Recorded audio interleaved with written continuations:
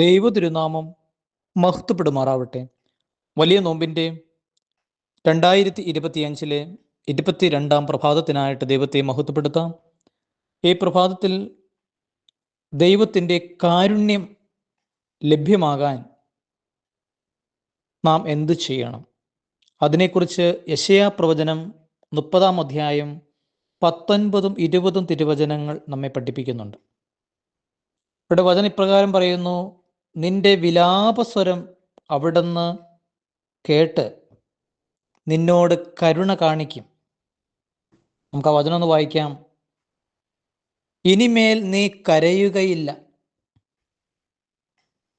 നിന്റെ വിലാപസ്വരം കേട്ട് അവിടുന്ന് കരുണ കാണിക്കും.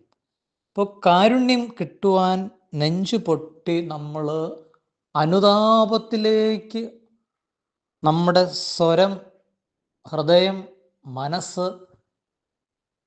നിയന്ത്രിക്കപ്പെടണം. അല്ലെങ്കിൽ ശരീരം, മനസ്സ്, ആത്മാവ് ഇതെല്ലാം കരുണയ്ക്ക് വേണ്ടി ദാഹിച്ച് പ്രാർത്ഥിച്ച് വിലപിക്കണം.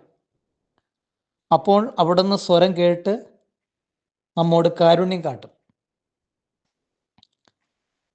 അതുകൊണ്ട് പ്രിയമുള്ളവരെ, നോമ്പിൻ്റെ ഈ പ്രഭാതത്തിൽ ഒത്തിരി ദാഹത്തോടെ കാരുണ്യം കിട്ടാൻ വേണ്ടി, കരുണ കാണിക്കാൻ വേണ്ടി ഹൃദയം നുറങ്ങി നെഞ്ചു പൊട്ടി പ്രാർത്ഥിപ്പാൻ പരിശുദ്ധാത്മാവ് ആഹ്വാനം ചെയ്യുകയാണ്. എല്ലാവർക്കും നല്ലൊരു സുപ്രഭാതം നേർന്നുകൊണ്ട് പ്രാർത്ഥനാപൂർവം പുത്തൂർ കുടിലിൽ ജയ്മോനച്ചൻ.